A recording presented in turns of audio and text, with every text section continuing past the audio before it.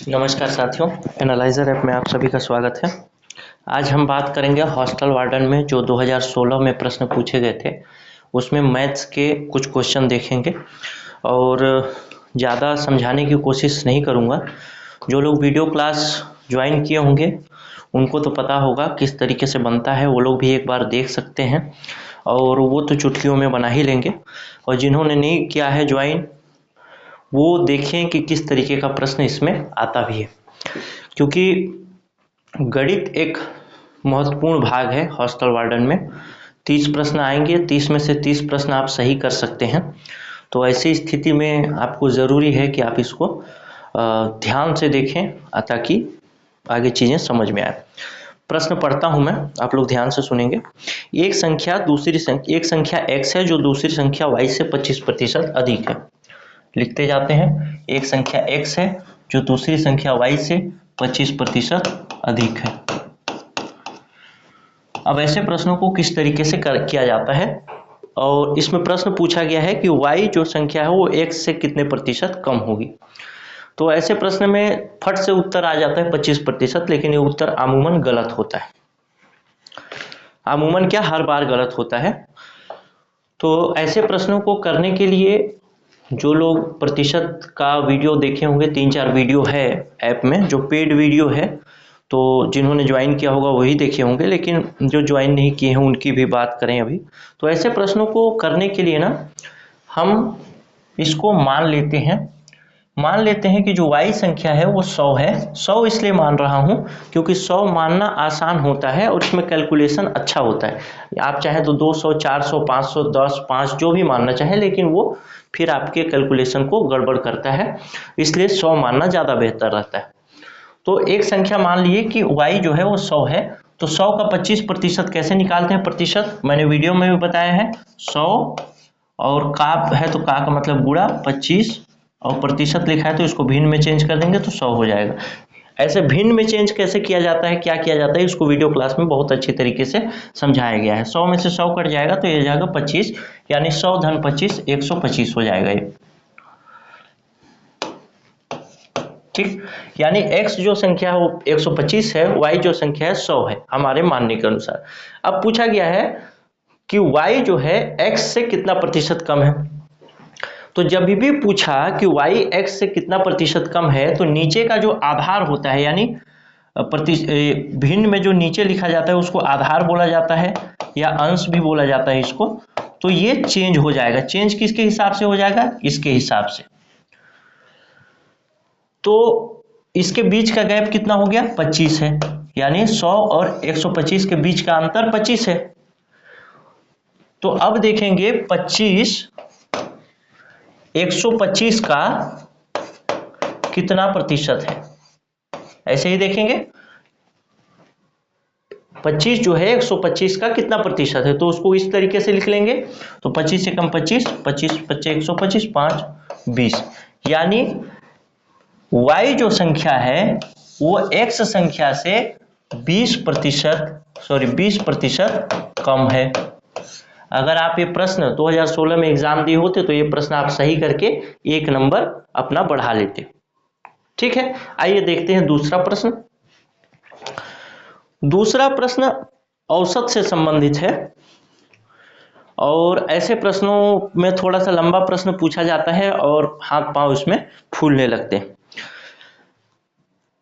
3 व्यक्ति हैं यहाँ पे, ए, बी और सी। 3 व्यक्ति हैं ए, बी और सी। मैं पहले प्रश्न पढ़ देता हूं। ए तथा बी की औसत आयु 20 वर्ष है। बी यदि सी ए का स्थान लेता है तो औसत आयु 19 वर्ष हो जाता है। यदि सी बी का स्थान लेता है तो औसत आयु 21 वर्ष हो जाता है। तो ए, बी, सी की आयु क्रमशः कितनी होगी, ये प्रश्न पूछा गया है। प्रश्न मुश्किल से 5 से 10 सेकेंड का है, उससे ज़्यादा समय लेने का समय नहीं है इसमें, लेकिन फिर भी थोड़ा सा समझाने के हिसाब से मैं आपसे बात करूं तो कहता है ए प्लस बी की औसत आयु 20 वर्ष है, यानी दोनों की आयु का योग कितना होगा? वो होगा 40 वर्ष।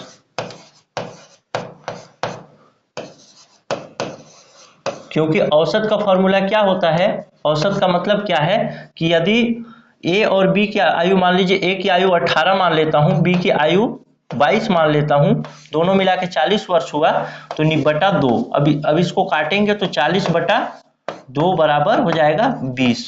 अब इसी को यहाँ पे गुणा कर दिए हैं तो 20 दूना 40 हो गया है। ठीक है, चलिए अब आगे चलते हैं।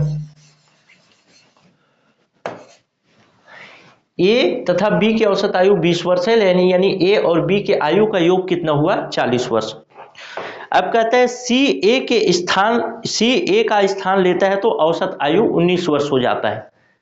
सी यहाँ पे आ जाता है और बी अपने स्थान पर रहता है तो औसत आयु 19 वर्ष हो जाता है, यानी इनकी आयु का योग कितना हो गया, 38 वर्ष हो गया। 2 गुना कर दिए तो 38 वर्ष, 2 व्यक्ति हैं तो 2 गुना कर दिए। अब बोलता है कि यदि सी बी का स्थान लेता है तो औसत आयु 21 वर्ष हो जाता है, यानी ए अपने स्थान पर रहता है, बी के स्थान पर सी चला जाता है तो औसत आयु 21 वर्ष हो जाता है। तो टोटल आयु कितनी होगी कुल इसकी, 42 वर्ष। इतना ही ये प्रश्न है। अब इसमें पूछा गया है कि ए, बी और सी की अलग अलग आयु क्या होगी। तो इसमें आप इस तरीके से भी निकाल सकते हैं कि ए, इसमें देखिए एक ए है एक बी है, यहाँ एक ए बी, एक ए यहाँ है, 2 ए हो गया, 2 बी हो गया, 2 सी हो गया। तो यहाँ पे क्या हो जाएगा, 2 ए धन 2 बी धन 2 सी बराबर कुल आयु कितनी हो जाएगी, 120 वर्ष।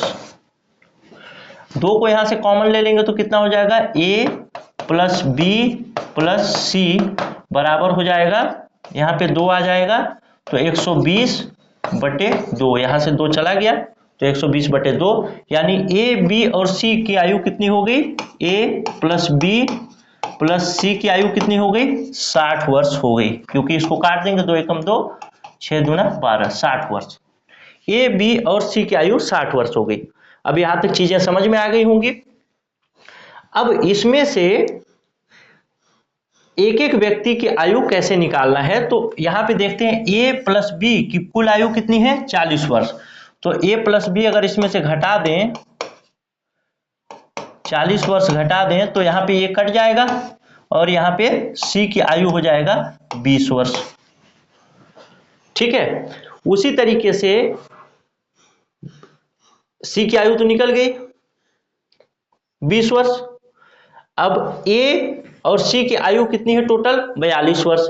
अब 42 वर्ष में से 20 वर्ष घटा देंगे तो कितनी बच जाएगी, 22 वर्ष। तो ए की आयु कितनी हो गई, 22 वर्ष। उसी तरीके से ए की आयु 22 वर्ष हो गई, तो ए प्लस बी में से 40 में से ए प्लस बी जो है, तो ए की आयु कितनी है, 22 वर्ष है। तो 40 में से 22 घटा देंगे तो क्या हो जाएगा, बी की आयु कितना हो जाएगा, 18 वर्ष। तो इस तरीके से सभी का आयु हो जाएगा, ए का 22, बी का 18 और सी का 20 वर्ष। ठीक है, चलिए आगे एक और क्वेश्चन देखते हैं। अगला जो क्वेश्चन है वो अनुपात से है। अनुपात से भी ठीक ठाक इस तरह के प्रश्न आपसे पूछे जाते हैं।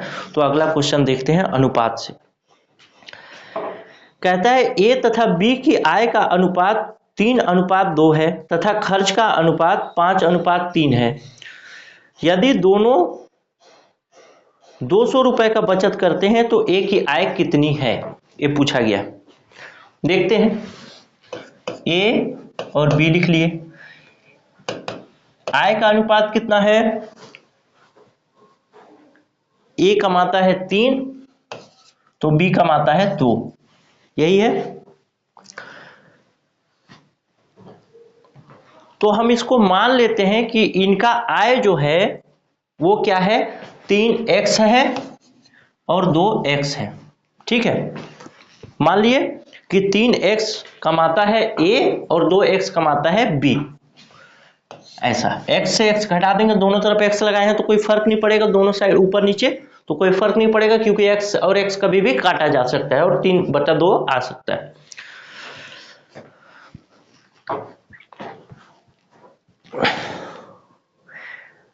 अब आप समझिए कि एक व्यक्ति 100 रुपए कमाता है, थोड़ा सा समझाने की कोशिश करता हूँ। एक व्यक्ति 100 रुपये कमाता है, उसमें से 1000 रुपये कमाता है, 1000 में से 500 रुपये वो खर्च कर देता है, तो उसकी बचत कितनी हुई? 500 रुपये। वही बचत हुई उसकी। 1000 कमाता है, 500 रुपये खर्च कर देता है, तो 500 रुपये बचत हुई। यानी कि हम उसकी कमाई में से उसके बचत को घटा दें तो उसका खर्च निकल सकता है। 1000 रुपये कमाता था, 500 रुपये उसका बचत था, तो 500 रुपये उसका क्या बचा? खर्च बच गया। उसी तरीके से यहां पे यदि इसकी जो कमाई है 3x, अभी पता नहीं है कितनी है, 3x में से यदि उसके बचत को माइनस कर दें तो उसका खर्च निकल जाएगा हमारे पास। तो बचत कितना है? 200 रुपये, और इसका बचत 200 रुपये। अब क्या होगा? अब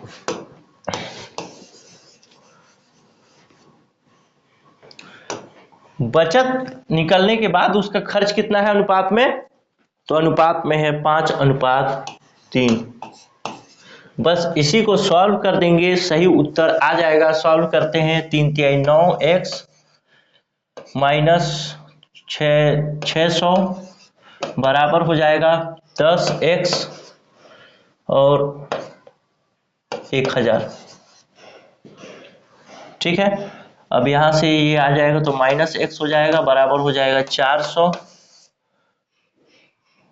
और माइनस का कोई वैल्यू नहीं है क्योंकि कमाई माइनस में हो नहीं सकती, तो x का वैल्यू हो जाएगा 400। तो x का वैल्यू जब 400 हो गया तो 400 गुणे 3 करेंगे तो 1200 इसकी कमाई हो गई और 800 इसकी कमाई हो गई। अब इसमें पूछा गया है कि a की कमाई कितनी है, तो वो कितनी है? 1200 रुपए। इतनी आसानी से प्रश्न बन सकते हैं और इससे बहुत कम समय में बन सकते हैं। मतलब मैं तो समझाने के लिए बोल रहा हूं, नहीं तो आपका ये प्रश्न जो है वो मुश्किल से 10 से 15 सेकेंड का काम है, बस इससे ज्यादा का नहीं। लेकिन इसके लिए आपको चाहिए प्रैक्टिस, और प्रैक्टिस आप लोग उम्मीद कर रहा हूं कर रहे होंगे वीडियो क्लास से, क्योंकि वीडियो क्लास में बहुत सारे प्रश्न भी मैंने करा दिए हैं। अब एक आखिरी प्रश्न देखते हैं। एक आखिरी प्रश्न है, लगातार संख्याओं का औसत 16 है, इसमें सबसे बड़ी संख्या क्या होगी? ये पूछा गया है। लगातार 5 संख्याएं हैं, उनका औसत 16 है। तो ऐसे प्रश्नों में हमको क्या करना पड़ता है? मानना पड़ता है। तो पहली संख्या मान लेता हूं मैं x, तो दूसरी संख्या क्या माननी पड़ेगी? x प्लस 1, क्योंकि पहली संख्या मान लीजिए 2 है, तो दूसरी संख्या जाहिर सी बात है 3 होगी, और 3 को अगर हमको पता नहीं है तो कैसे लिखेंगे? 2 धन 1 लिखेंगे, ऐसे ही लिखेंगे। तो 2 मान लीजिए x है और ऐसा। चलिए, पहली संख्या हो गई x और दूसरी संख्या हो गई x प्लस 1 और तीसरी संख्या हो गई x प्लस 2 और चौथी 1 2 तीसरी संख्या है। चौथी संख्या हो गई x प्लस 3 और चौथी संख्या हो गई x प्लस 4। बराबर कितना है? इनका औसत जो है वो कितना है? 16 है। यदि 5 संख्याओं का औसत 16 है तो उन संख्याओं का योग कितना होगा टोटल? कैसे निकालेंगे? जब औसत निकालना रहता है तो हम ऐसे ही निकालते हैं ना कि 16 मतलब जो भी संख्या होता है, मान लीजिए वो एक संख्या है बटे ये 5, तो बराबर 16 आता। लेकिन हमको ये एक संख्या पता ही नहीं है कि क्या है। तब की स्थिति में हमारे पास क्या है? 16 तो है, तो 16 कैसे आया होगा?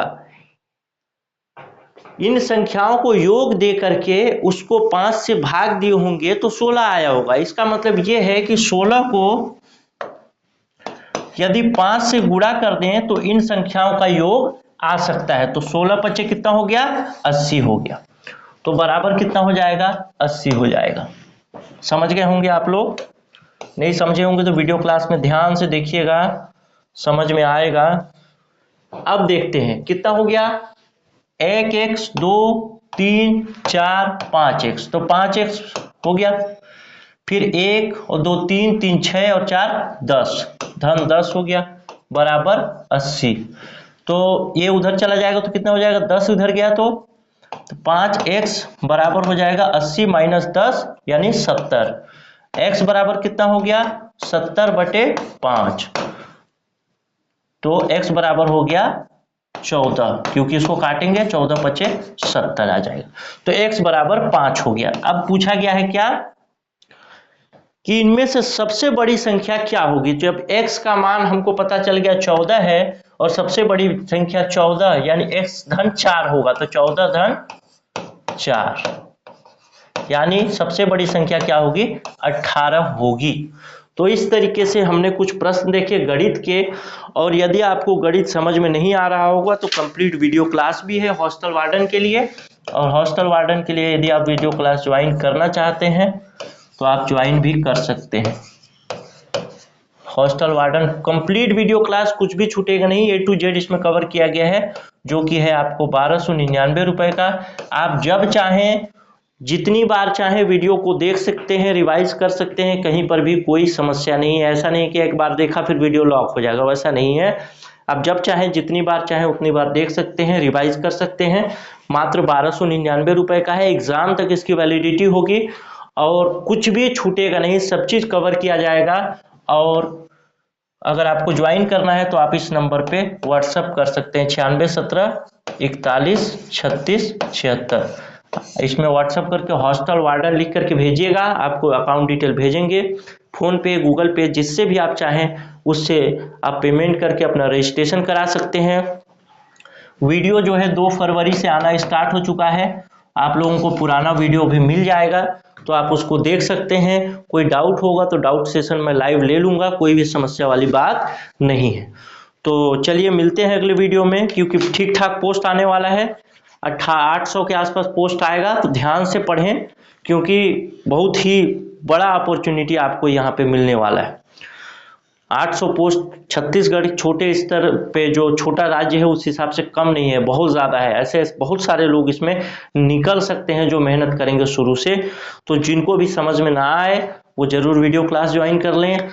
कोई भी चूक वाला बात ना रखें, क्योंकि समय बहुत कम है। वैकेंसी के लिए नोटिफिकेशन कभी भी आ सकता है, उसके बाद हड़बड़ाने का कोई फायदा नहीं होगा। चलिए मिलते हैं अगले वीडियो में, तब तक के लिए नमस्कार, जय हिंद, जय भारत।